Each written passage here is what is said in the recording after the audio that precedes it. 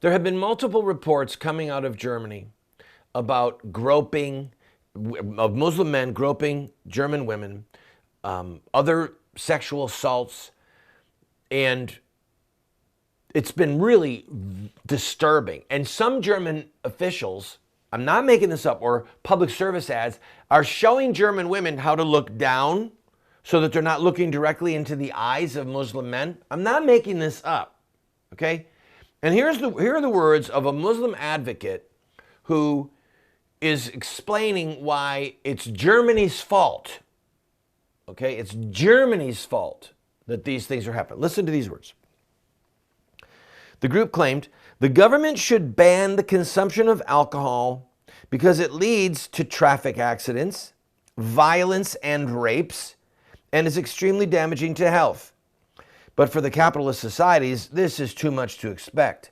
So long as alcohol is not prohibited, there will be no discernible decline in these cases.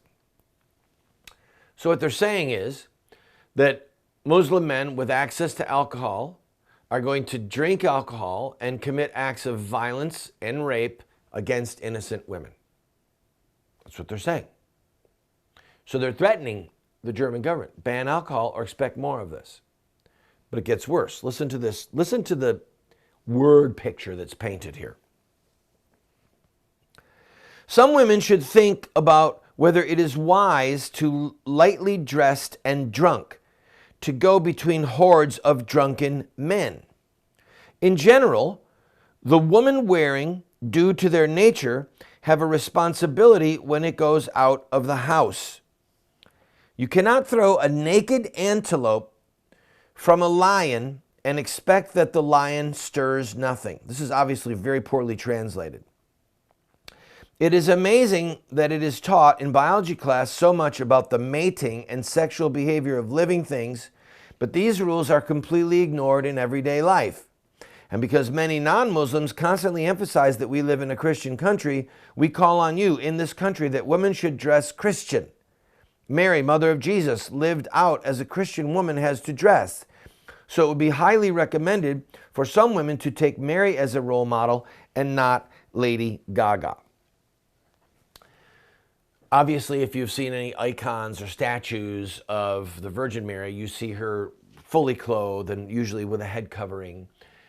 And so it looks similar. If you didn't know that you were looking at Mary, it looks similar to the way that some Muslim women dress. So they're saying, look, if you don't want this to happen, we learn in biology class that men are animals.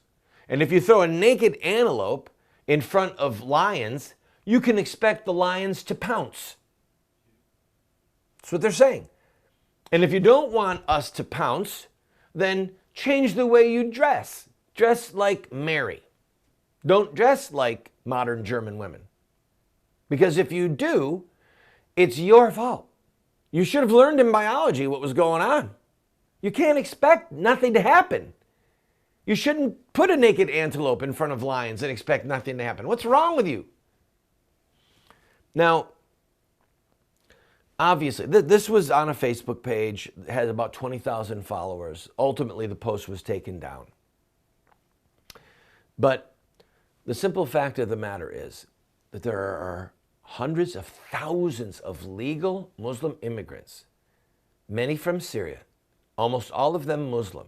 Some of them are members of ISIS, okay, or Al-Qaeda, and they are now in Germany. They are in the heart of Europe right now. And they bring a worldview that is diametrically opposed to Christianity and Judaism.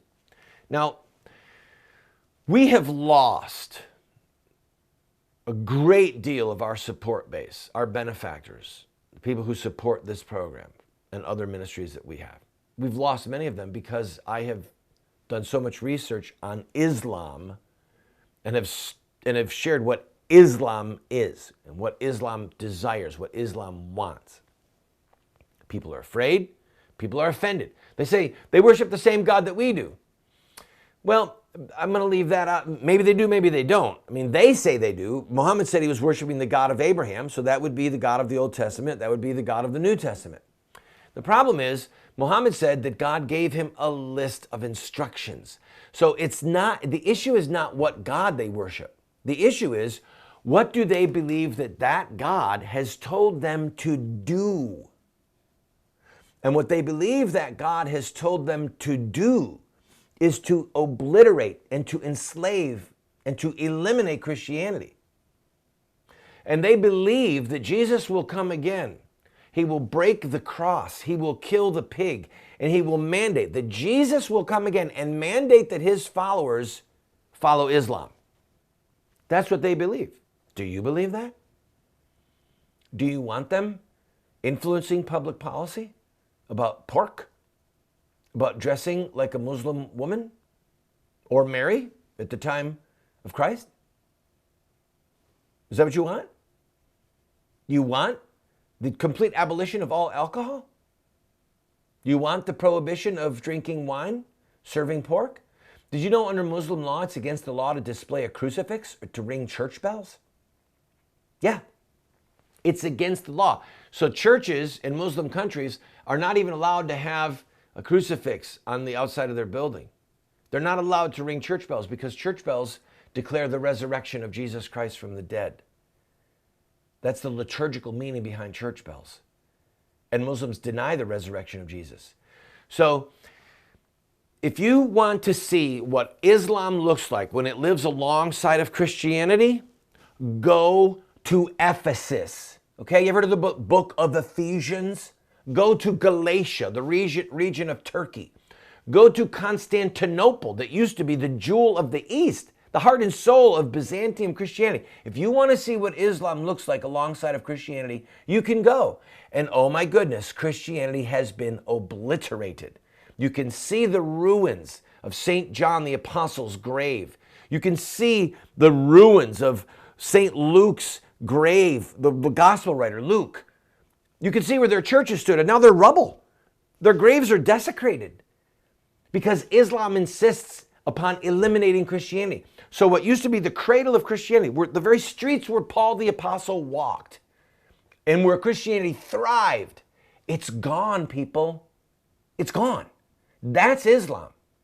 And so the people in this country who are saying that those of us who understand what Islam really is, that we are somehow to blame for being racist or xenophobic or anything, bigoted, whatever.